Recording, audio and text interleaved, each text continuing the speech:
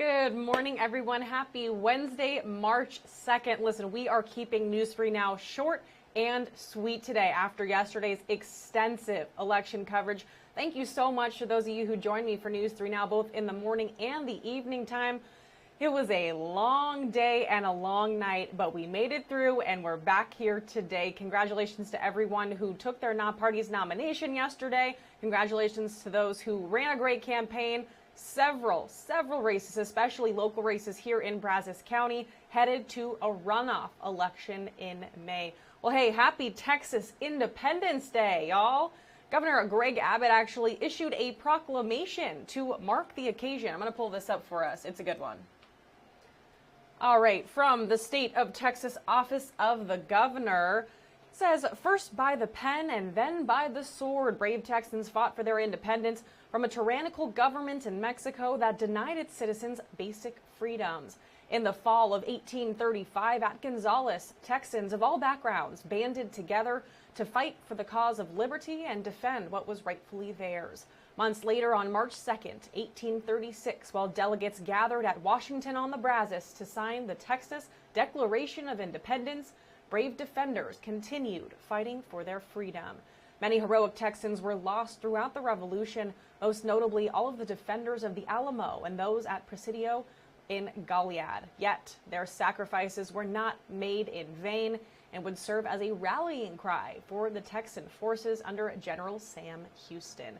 He raised an army and soundly defeated Santa Anna at the Battle of San Jacinto on April 21st, 1836, declaring victory and securing freedom for the new Republic of Texas.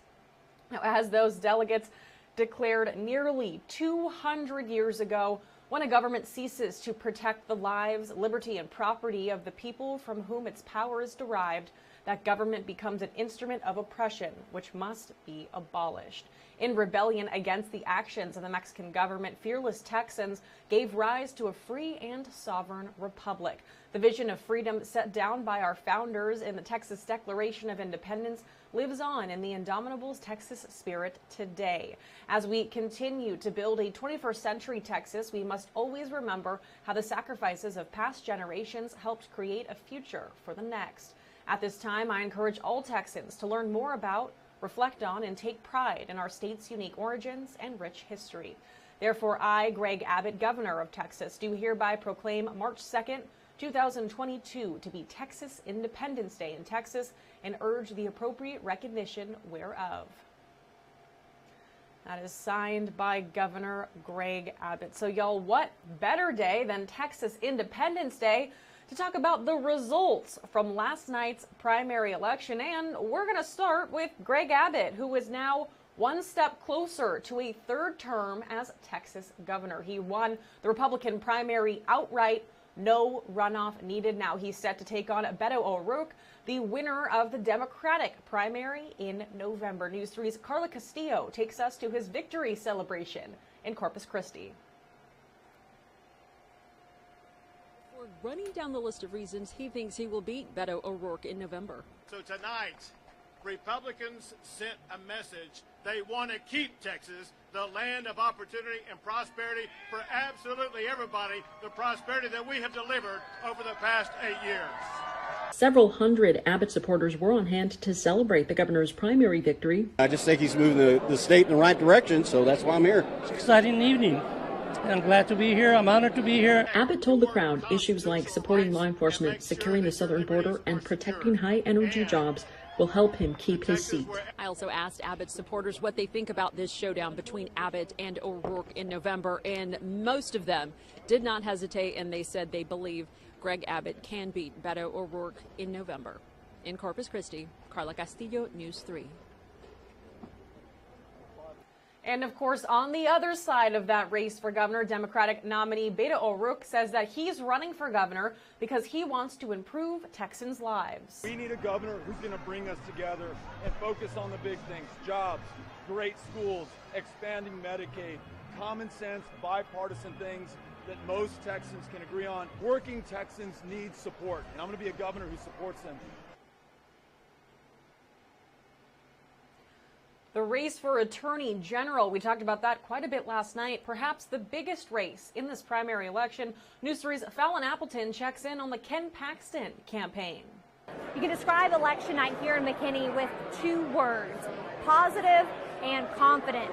Mr. Paxton shared his campaign watch party with his wife Angela, who's running for State Senate District 8. And all throughout the night, the crowd here, as it grew towards 9:30, was really loud and just energetic all throughout the night. When Mr. Paxton took the stage, he indicated that the numbers were on his side throughout the night. With about 60% of the voting, it looks like I am right now double my closest opponent, George Bush. The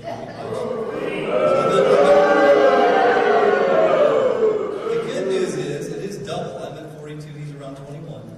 I think Eva Guzman is 2 points behind him. And I guess what I'd say is, clearly to the establishment, they got what they wanted. They got me in a runoff. But this is nothing new for me. The runoff for the Attorney General's race will be held in late May to see which candidate will be moving on to the general election in November. In McKinney, I'm Fallon Appleton, News 3. All right, well, in that race for State Attorney General, it turns out that the battle for the Republican nomination is not over. George P. Bush gained enough votes to head into a runoff with incumbent AG Ken Paxton. News 3's Connor Bean is in Austin. Well, it became official late last night, a little after 11. Current Texas Land Commissioner George P. Bush will be challenging Ken Paxton in a runoff. So Bush says his first steps in the new campaign are to reach out to other candidates, Eva Guzman and Louis Gohmert, to ask them for support as he prepares to take on Paxton. We hope that they'll join this effort to restore honesty and integrity. They've offered some incredible ideas, incredible vision, and incredible work on the campaign trail. I've had a chance to see it personally over the course of the last several months, so I commend them for the great work that they put forward to restore honor to this important office. And Kathleen, George P. Bush now has around 90 days to gain some new voters, and the runoff election will take place on May 24th. In Austin, Connor Bean, News 3.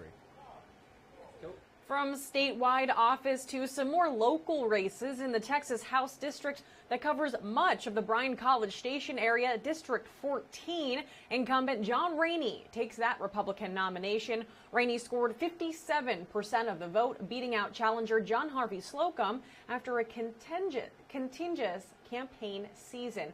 Now, News 3's Andy Krause caught up with Rainey after last night's victory.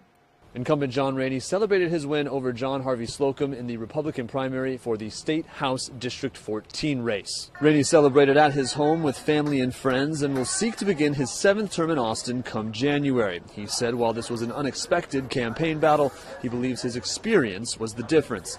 Here's what he had to say about his win. Well, it's great to win. Nobody gets in the race and wants to lose, so I'm very appreciative of the voters of Madison County returning me to the Texas legislature, and I look forward to serving them again, and I appreciate them looking at me and saying, hey, he's done a good job and we're ready to send him back. When I asked Rainey what he was looking forward to come the fall, he told me he was just happy that he won't have to face a Democratic challenger come November. In Bryan, Andy Krause, News 3.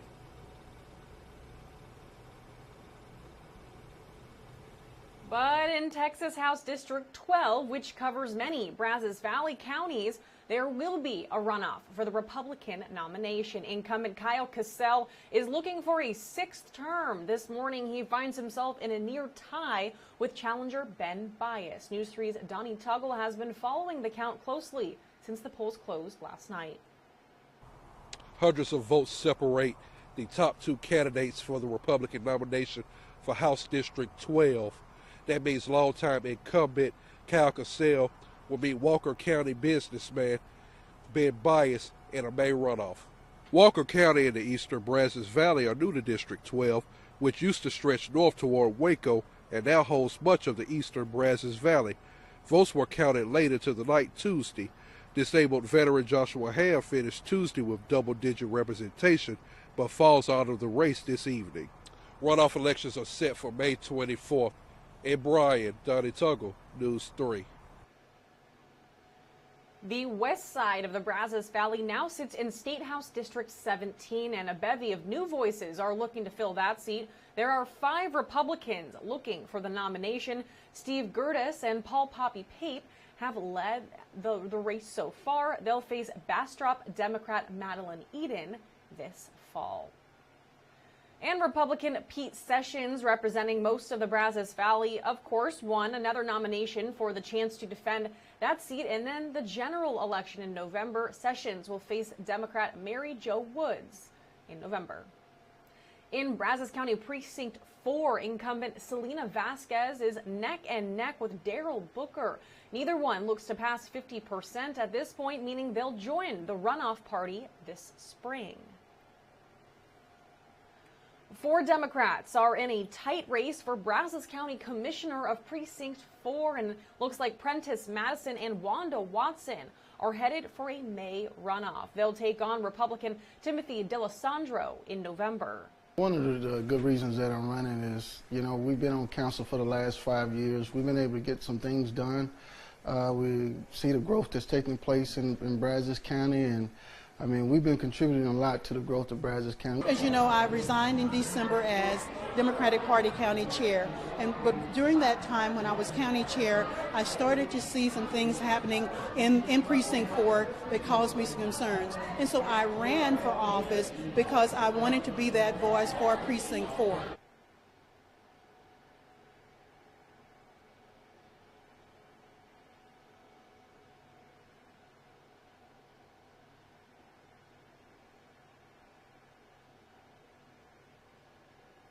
Brazos County Precinct 2 is also headed to a runoff. 2 Republicans, Ross Ford and Chuck Conderla, will be on that ballot. Ford got 33% of the votes, while Conderla got 44%.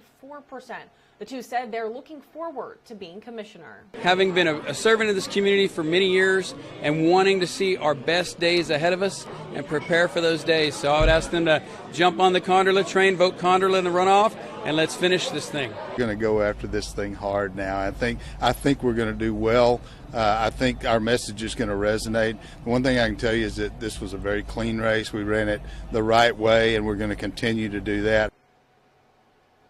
Silas Garrett and Ronnie Vituli were also each in this race, each of them coming away with just over 10% of the votes. And it's a rematch from 2018 for District Clerk's Office in Brazos County. Gabriel Garcia and Margaret Meese are headed to a runoff. And now this is an interesting one, a race the incumbent wishes that she did not win.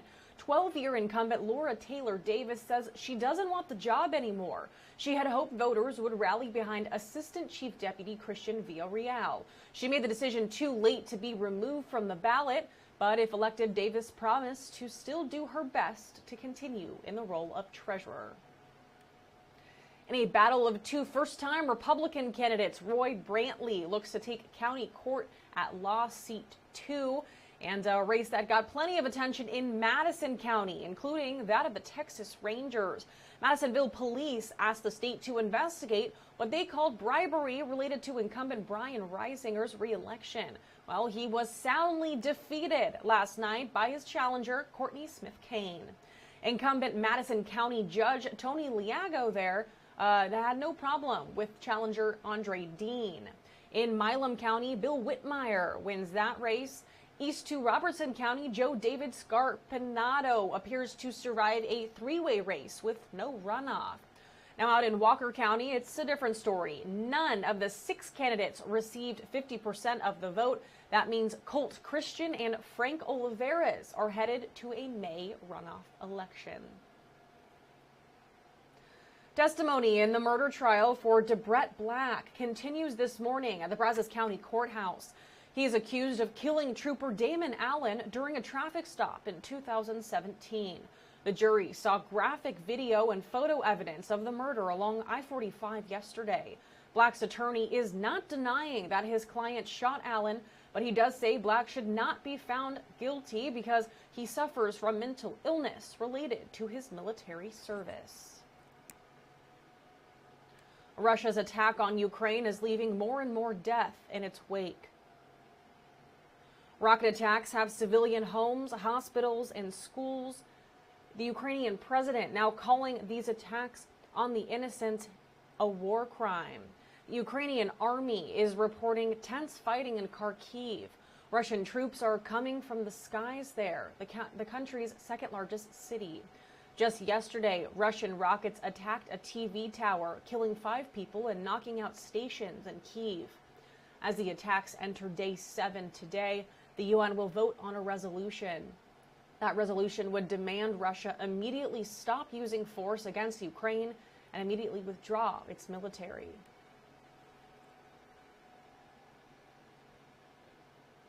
Well, Russia is the world's #2 producer of oil.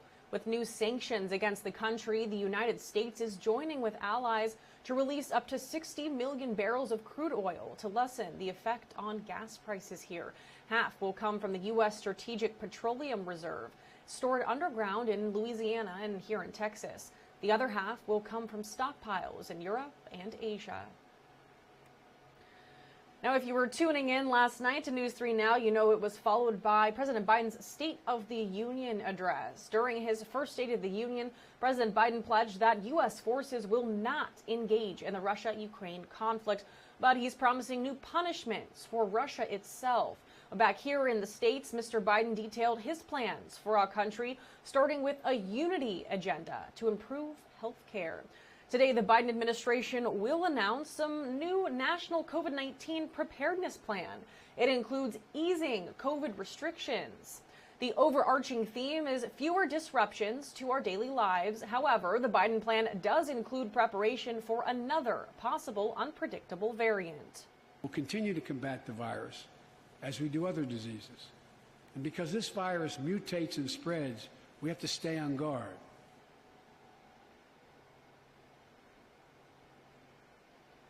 A new Test to Treat initiative is also in the works. President Biden says the idea is for pharmacies to give free antiviral pills on the spot to those who test positive for the virus. With that, the U.S. is doubling its order of Pfizer's antiviral pill, Paxlovid. It was FDA authorized last year, proven to significantly reduce hospitalizations and severe illness. And 4 more free at-home COVID-19 kits per household will be available for order next week. This is in addition to the 4 tests you could have already ordered. Originally, the Biden administration made more than 500 million free tests available, but fewer than 300 million have been ordered so far. Across the Brazos Valley, there are 10 people in the hospital with the virus. 3 people were admitted in just the past 24 hours, but the good news is that just 10 new cases were reported here in Brazos County. Supreme Court nominee Ketanji Brown Jackson will meet with congressional leaders today. This will be the first step toward her confirmation. Senate Democrats and the White House are pushing for a swift timeline. The Judiciary panel is preparing for hearings to start in mid-March. Senate Democrats are hoping they can vote on her confirmation to replace Justice Stephen Breyer by mid-April. If confirmed, Jackson would be the first black female justice in the court's more than 200-year history. A new report by Wells Fargo estimates nearly 500,000 families do not have reliable child care, and that's keeping parents at home and contributing to the U.S. worker shortage. The report says daycare centers also can't find enough workers. According to Wells Fargo, that leaves about 460,000 families scrambling to find reliable long-term child care. And happening in the sports world, don't expect to see any professional baseball on your TV screens anytime soon. The MLB says some regular season games will be canceled after failure to strike a new labor deal. Each team's first 2 series of regular season are officially canceled, but the league is prepared to continue negotiations. Players will not be paid for canceled games. We've been informed that the MLBPA is headed back to New York, meaning that no agreement is possible until at least Thursday. Well, if you're a baseball fan like me, you're probably feeling disappointed because MLB was supposed to kick off on March 31st. Professional baseball hasn't seen a work stoppage like this one since the mid-90s. And in case you practice this religion, it's Ash Wednesday, the start of Lenting season. So for those of you who celebrate, it's a time for fasting, repenting, and reflecting on morality in the weeks leading up to Easter Sunday. After service or mass, church attendees are invited to receive ashes on their forehead, often in the shape of a cross pattern. The ashes used are made from Palm Sunday palms, which are burned and blessed. Ash Wednesday services are not just held in Catholic churches, but by many Christian faith churches. Happy Ash Wednesday. What are you giving up for Lent? I always love hearing about what people are giving up. All right, well, cool event alert for Texas Independence Day. It's happening this weekend. This weekend is the 10th annual Texas Birthday Bash in downtown Navasota. I caught up with the city's marketing and communications director and the MC for the event to find out what it's all about. Let's talk about Texas Birthday Bash. It's happening this weekend, so we want to get the word out there because folks want to come out. They want to have their plan. They want to buy their tickets. Bobby, let's start with you. Let's talk about the details of the event.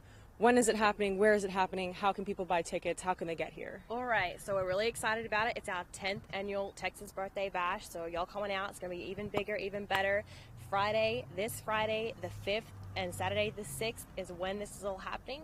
We're starting at, the gates open on Friday at 5 p.m. You can get your tickets online at texasbirthdaybash.com.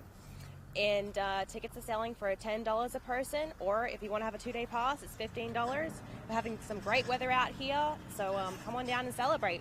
Absolutely. It is beautiful out here, and it's my first Texas Birthday Bash. It's also your first Texas Birthday Bash. So any expectations that you have? I mean, are we setting goals? What do we want to happen this year? Well, this year we're hoping to have around 25,000 people come out over the 2 days. Last year we had just over 20,000, so we're setting a new goal for this year.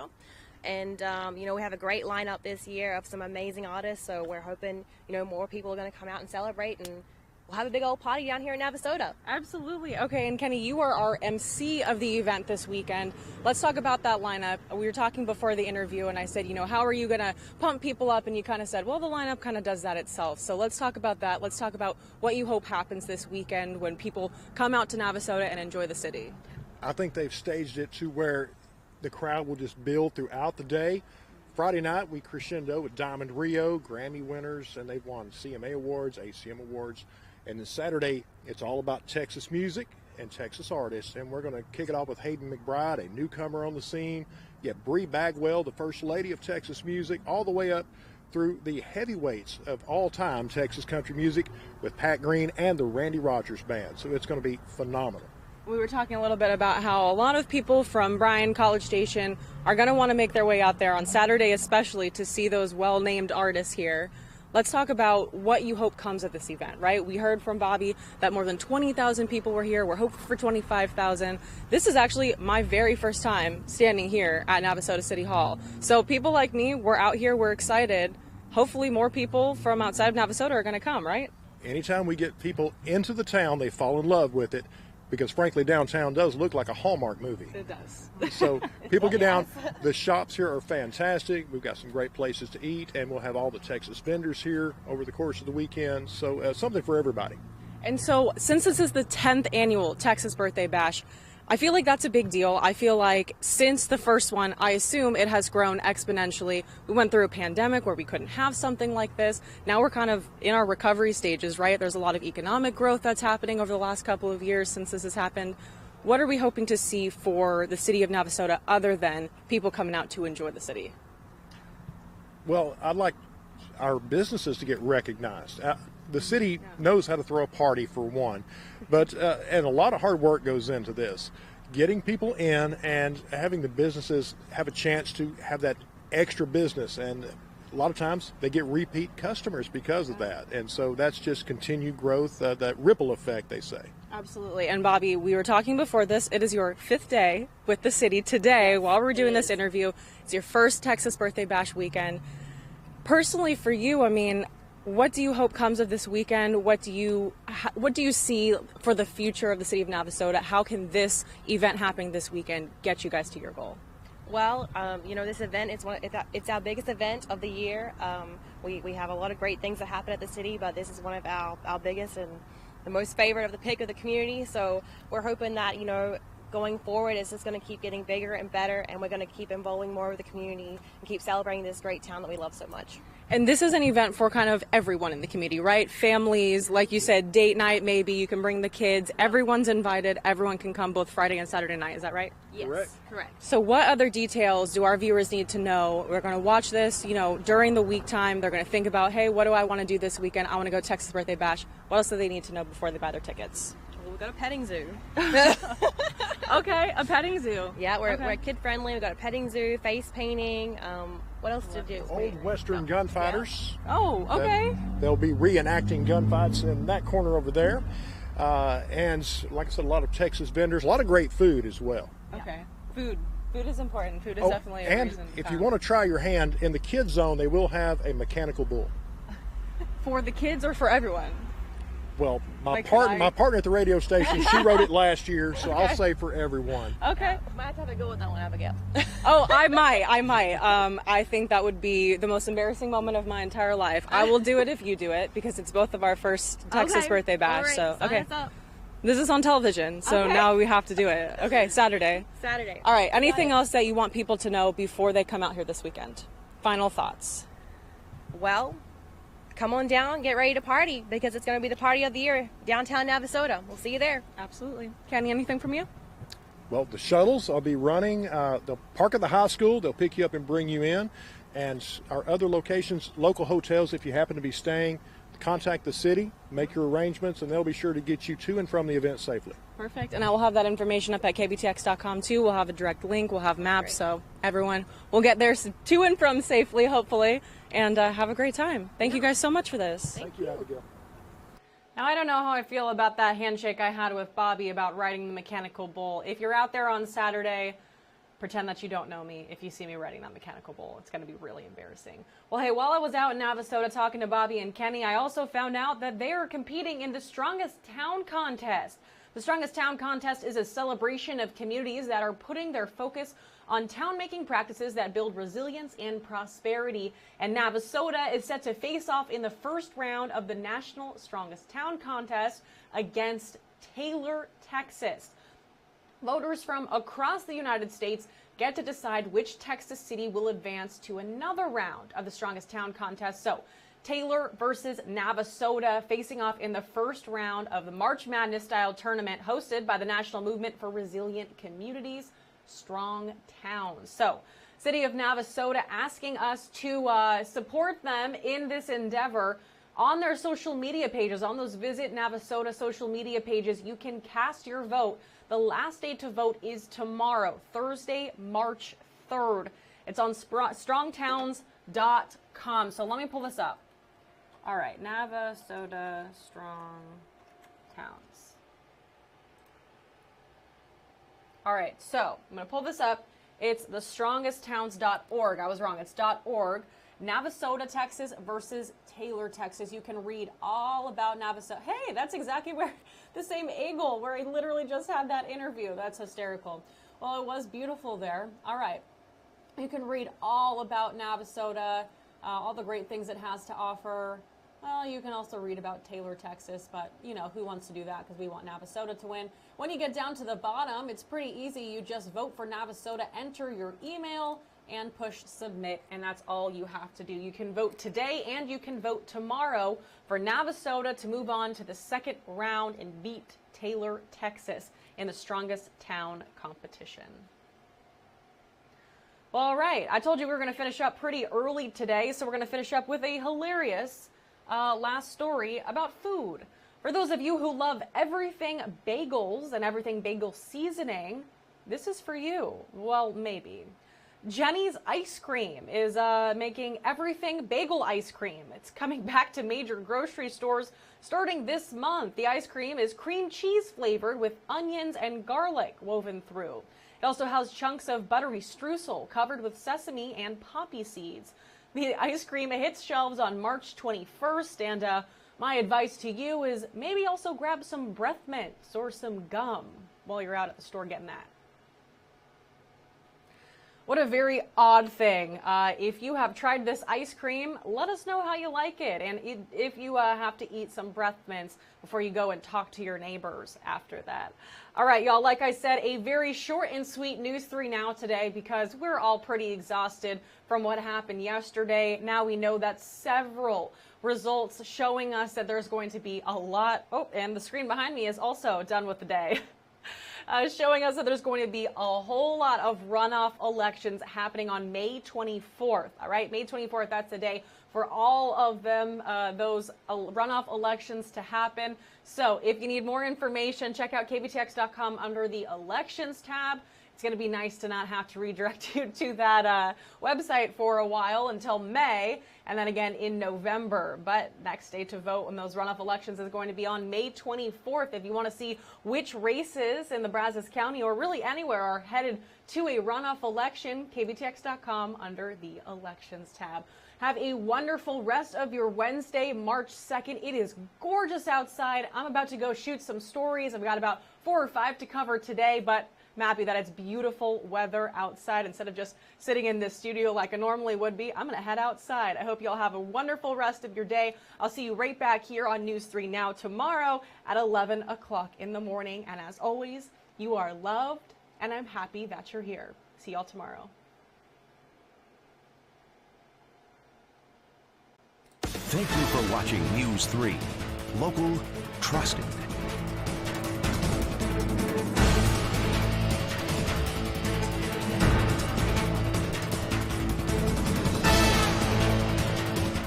Thank you for watching News 3. Local, trusted.